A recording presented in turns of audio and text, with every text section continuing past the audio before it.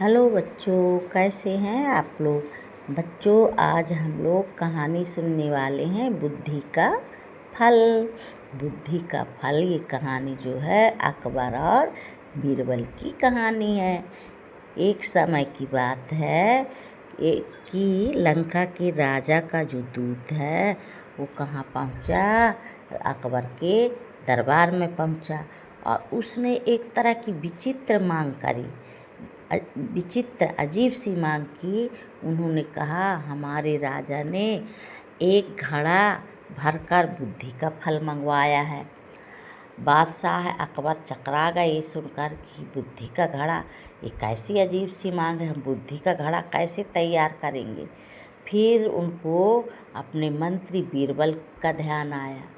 बीरबल को फिर उन्होंने बुलवाया और बताया कि इस तरह लंका की राजा के दूत की मांग है कि एक घड़ा बुद्धि का फल चाहिए।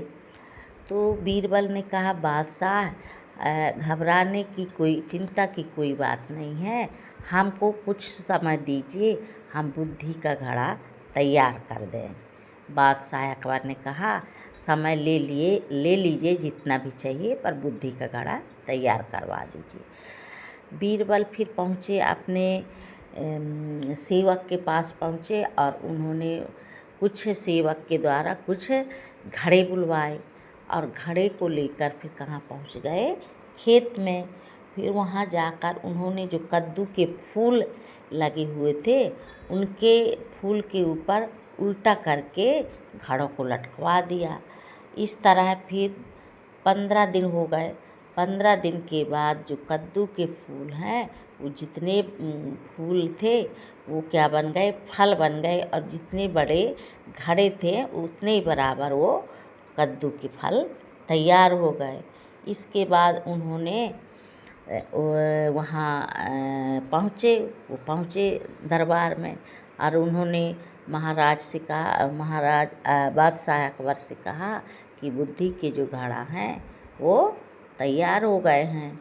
फिर तुरंत ही लंका के दूत को बुलवाया गया और उनको एक घड़ा दिया गया और बोले कि हमारा जो है ये बुद्धि का घड़ा तैयार है, इसको ले जाइए और अपने राजा को दे दीजिएगा, और हमारे अगर और ज़रूरत है तो हमारे पास और 5 घड़े बुद्धि के फल से भरे रखे हुए हैं, और ज़रूरत पड़े तो राजा से बोल दीजिएगा कि और मंगवा लेंगे।